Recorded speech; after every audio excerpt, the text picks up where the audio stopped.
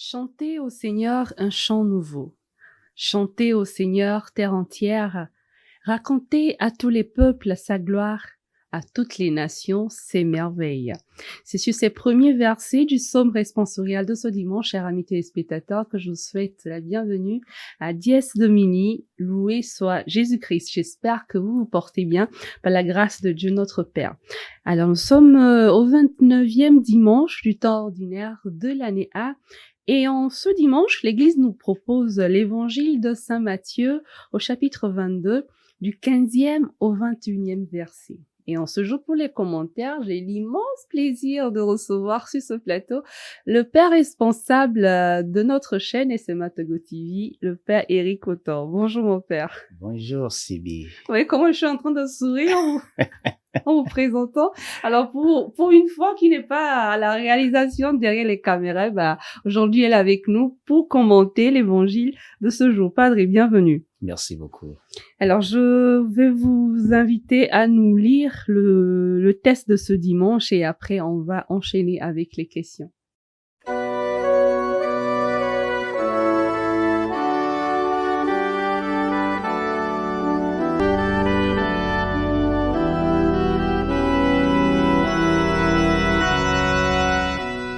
Évangile de Jésus-Christ selon saint Matthieu. En ce temps-là, les pharisiens allèrent tenir conseil pour prendre Jésus au piège, en le faisant parler. Ils lui envoient leurs disciples, accompagnés des partisans d'Hérode. « Maître, lui disent-ils, nous le savons, tu es toujours vrai, et tu enseignes le chemin de Dieu en vérité. Tu ne te laisses influencer par personne, car ce n'est pas selon l'apparence que tu considères les gens. Alors, donne-nous ton avis. Est-il permis, oui ou non, de payer l'impôt à César, l'empereur? » Connaissant leur perversité, Jésus dit, « Hypocrite, pourquoi voulez-vous me mettre à l'épreuve? Montrez-moi la monnaie de l'impôt. » Ils lui présentèrent une pièce d'un denier. Il leur dit, « Cette effigie et cette inscription, de qui sont-elles? » Ils répondirent, « De César. » Alors il leur dit, « Rendez donc à César ce qui est à César, et à Dieu ce qui est à Dieu. » Acclamons la parole de Dieu. Louange à toi, Seigneur Jésus. Merci, Père Éric. Alors, ma première question, mon père, depuis plusieurs dimanches, l'Église nous propose l'évangile de Saint Matthieu. Et dans le test de ce jour, et peut-être aussi, si on fait la même remarque, les deux tests, enfin, le dimanche dernier, l'autre dimanche aussi, nous voyons qu'on se rapproche un peu de la passion de Jésus. On le sent dans les tests.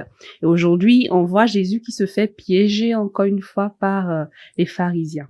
Alors, dites-nous quand même, mon Père, que veut nous dire l'évangile de ce jour? Qu'est-ce que le test, de quoi le test veut parler concrètement? On a parlé de beaucoup de choses, du piège que tend les pharisiens à Jésus, et de tout les réponses que Jésus leur a données. Mais si on voudrait parler d'un thème central, de quoi nous parle l'évangile de ce dimanche? Merci beaucoup, Sibi, pour la question. Bon, avant de vous donner un thème central, je crois qu'il est toujours bon pour mieux comprendre la Bible, d'essayer de comprendre le contexte du texte.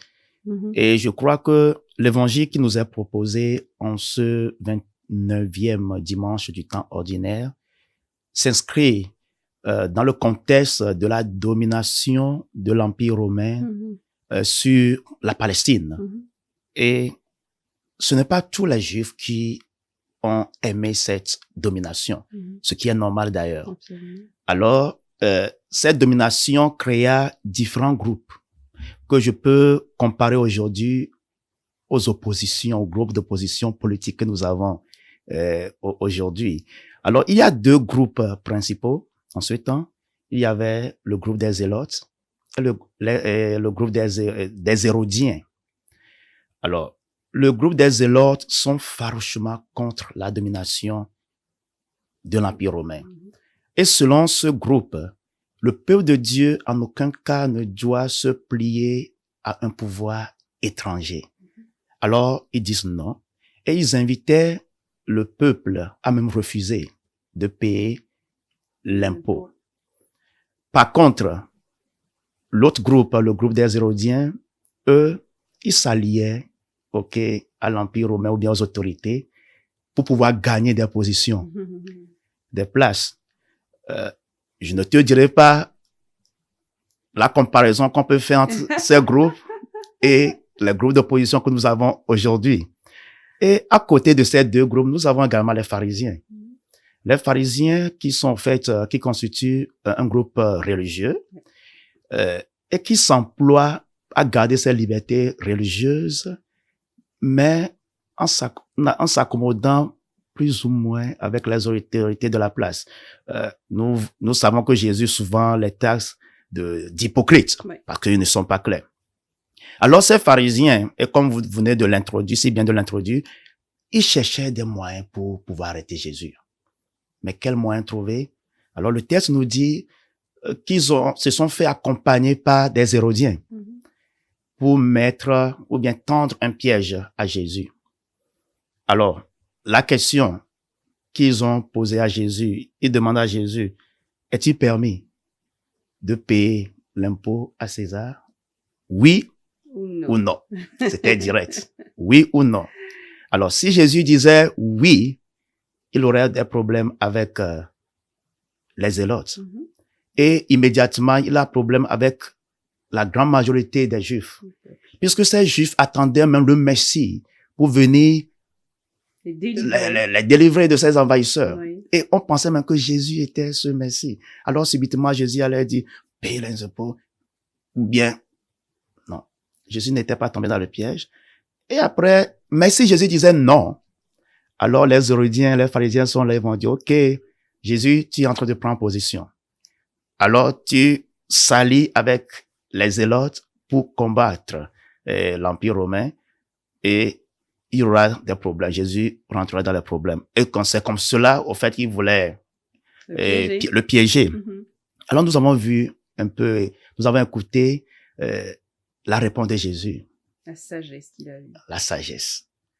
À César, bien, rendez à César ce qui appartient à César et à Dieu ce qui appartient à Dieu.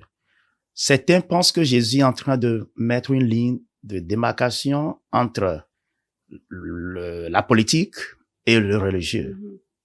Certains pensent d'ailleurs que Jésus est en train de dire non, en tant que chrétien ou bien en tant que personne religieuse, soyez neutres. Non. Je crois que ce que Jésus nous demande avec sa réponse, c'est la responsabilité. Et je crois que c'est le thème, vous avez posé la question, le thème, c'est la responsabilité. L'être humain, comme le veut ou pas, a double citoyenneté. Nous sommes les citoyens de la cité et aussi les citoyens du ciel. Alors, en tant que citoyens de la cité, nous devons respecter les lois, les règles de la cité. Et c'est très important de le savoir. Et en tant que citoyens du ciel, nous devons également respecter les lois et les exigences de Dieu. Et Jésus disait, en certaine manière, il disait, donnez à Dieu ou bien rendez à Dieu ce qui appartient à Dieu. Mais qu'est-ce qui est à l'effigie de Dieu? L'être humain. L'être humain à l'effigie de Dieu. Donc c'est ce respect d'ailleurs même que Jésus prône pour l'être humain en général, ce respect à l'empereur, et l'empereur qui doit également avoir ce respect au sujet.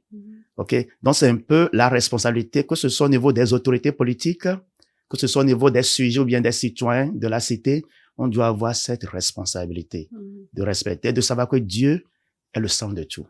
Voilà un peu le contexte que je peux donner et le message principal de celle de Dieu. D'accord. Merci beaucoup, Père Éric. Alors, je voudrais qu'on revienne un peu sur cette phrase de Jésus.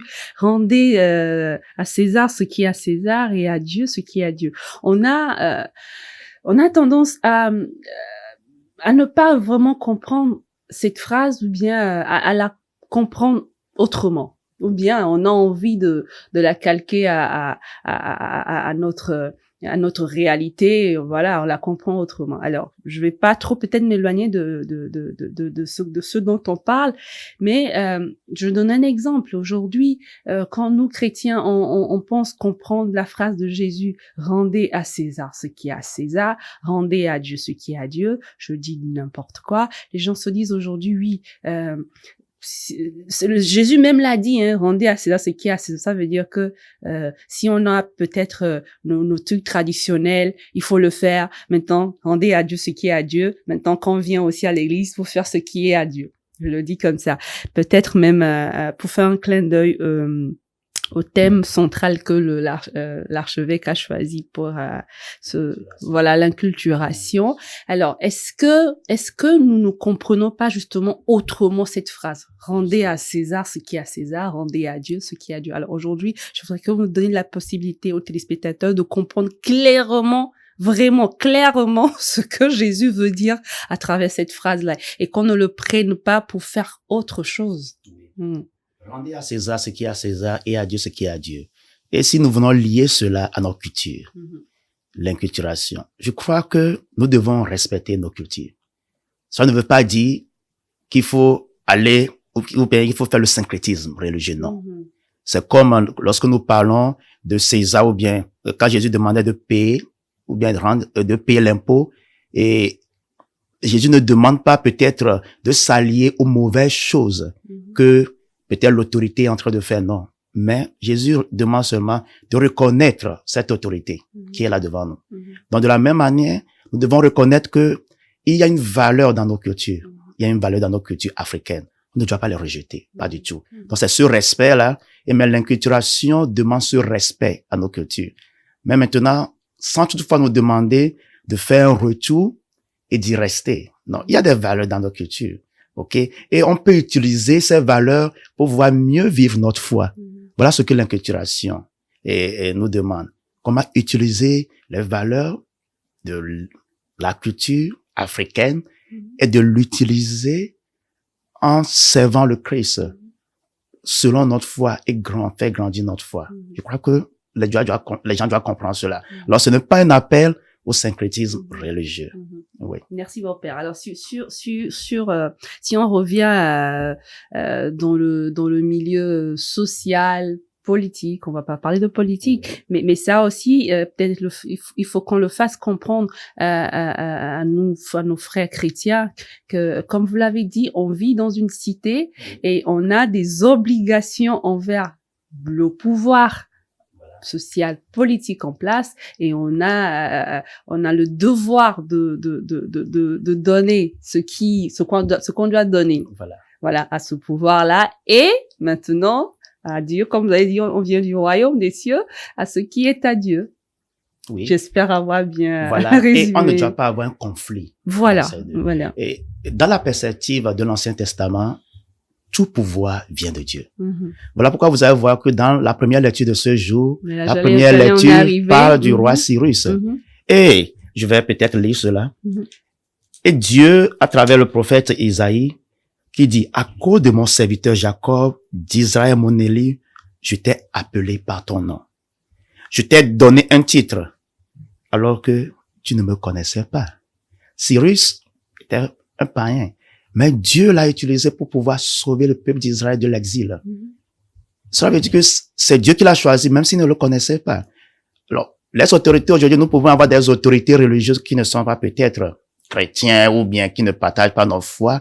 Mais cela ne veut pas dire qu'on ne veut pas les écouter parce que ils sont placés là par Dieu. C'est l'autorité divine. Maintenant, est-ce qu'ils écoutent Dieu dans l'exercice de leur pouvoir? Voilà la question que nous devons nous poser. Comme Cyrus, c'était laissé guider par Dieu. Et voilà pourquoi il est arrivé à accomplir sa mission. Mais est-ce que les autorités politiques se laissent guider par Dieu ou bien ils pensent plutôt que Dieu ne doit pas exister dans l'exercice de leur ministère ou bien de leur pouvoir? Voilà la question. Donc, je crois que en tant que citoyens d'une société, nous devons savoir que nos autorités, que nous ne venons pas, vient de Dieu il faut les respecter, il faut respecter les règles. Maintenant, peut-être une autorité qui nous demande de faire quelque chose qui est contraire à la moralité, je crois que notre conscience est très forte. Nous devons suivre notre conscience jusqu'au bout. Ne jamais laisser notre conscience à travers laquelle Dieu nous guide et suivre des chemins qui ne doivent pas nous aider à accomplir ou bien à faire grandir la cité en général. Donc, je crois que c'est très important, que ce soit au niveau des autorités, que ce soit au niveau des citoyens, on doit avoir le sens du bien commun. Et c'est ce que Jésus vient nous dire. Si les autorités religieuses arrivent à savoir que l'être humain appartient à Dieu, l'effigie de Dieu sur l'être humain, alors ils feront tout pour respecter l'être humain. Je crois que c'est ce pourquoi ils sont là. Bien sûr. Ils sont là pour aider l'être humain, aider les membres de leur cité à grandir. Et si cela se fait, alors il n'y aura même pas de conflit dans la cité. Tout sera beau. Il y aura la paix partout. Donc je crois qu'on ne doit pas avoir de conflit entre la politique et le religieux. D'ailleurs, l'être humain est un être politique. Oui. Ouais. Merci beaucoup, Père Éric. Vous avez commencé par répondre à ma prochaine question. Je voulais justement que vous nous faites un lien entre les autres lectures de ce dimanche et l'Évangile. Vous avez commencé par la première lecture. Est-ce que vous pourriez aussi faire un parallèle avec la deuxième lecture? Vous avez dégagé un thème, la responsabilité. Est-ce qu'on retrouve encore ce thème dans la deuxième lecture comme dans la première? Oui, la responsabilité. Et cette responsabilité également nous incombe à pouvoir écouter Dieu et nous laisser guider par Dieu. Comme dans la deuxième lecture, nous voyons comment Paul est en train de rendre grâce à Dieu pour la vie des Thessaloniciens. Parce que ces Thessaloniciens ont pu écouter Dieu et ont laissé Dieu agir dans leur vie. Et en faisant cela, ils ont vécu dans le sens de la charité, comme le texte nous le dit. Et la charité, c'est quoi? C'est le bien commun, le sens du bien commun. Le sens et c'est ça que nous voulons aujourd'hui. Alors, le thème central, comme je l'ai dit, c'est la responsabilité de chaque être humain à pouvoir savoir la place de Dieu dans sa vie. Et en reconnaissant la place de Dieu dans notre vie, nous devons savoir que nous devons avoir un respect à l'être humain qui est créé à l'image de ce Dieu. Et ce Dieu d'où vient toute autorité sur cette terre. Et, comme je le dis, c'est un appel au sens du bien commun. Je veux toujours utiliser ce mot. Parce qu'aujourd'hui, on a tous les conflits de ce monde. On a des conflits dans nos pays. On a des conflits dans nos familles. On a des conflits autour de nous parce que tout le monde veut, comment dit-on, se met au centre de la vie. Non. Tout ne doit pas se diriger vers nous. Mais il faut le sens du bien commun. Si chacun essaie de voir Dieu dans l'autre et essaie de respecter ce Dieu qui est dans l'autre, alors quel monde pourrions-nous construire? Un beau monde. Un beau monde. Est-ce qu'on aura besoin même d'avoir des oppositions ici par là? Non. Parce que toutes les autorités qui passeront, ils feront bien. Ils seront là pour aider le peuple à grandir. On n'aura pas besoin de tout ça. Donc, je crois que c'est ce sens de responsabilité et de sens du bien commun et de ce sens d'amour de Dieu, de respect de Dieu, ce sens de respect de l'être humain qui fera construire ce monde meilleur. Je crois bien. Merci beaucoup, Père Éric. Je crois qu'on a fait le tour de tous les tests de ce 29e dimanche. Et pour finir, est-ce qu'on pourra faire un petit résumé? Quel message passer à nos amis qui nous suivent aujourd'hui? Qu'est-ce que l'Église veut nous faire passer comme message à travers les tests de ce dimanche? Oui, pour faire un résumé, je dirais que l'Église veut nous faire comprendre que dans le monde d'aujourd'hui, il y a des divisions. Et ces divisions, nous avons pu constater cela au niveau même de l'Évangile. Mais ces divisions sont dues du fait que nous ne mettons pas Dieu au centre. Jésus en disant, bon, donnez à César ce qui appartient à César. Même César appartient à Dieu. Oui. Oui. Alors, c'est juste, Jésus nous réfère à lui. Et en disant à Dieu ce qui appartient à Dieu, il réfère à son effigie qui est sur l'être humain, sur César, sur nous tous. Alors, lorsque nous avons ce sens de bien commun, ce sens de responsabilité envers nous, mais envers les autres, alors nous considérons un monde meilleur. Et l'Afrique ira loin si chacun pense à l'avenir de l'Afrique. Si chacun pense, chaque Africain pense à construire l'Afrique ira mieux. J'aimerais commencer par nous-mêmes. Le Togo irait mieux.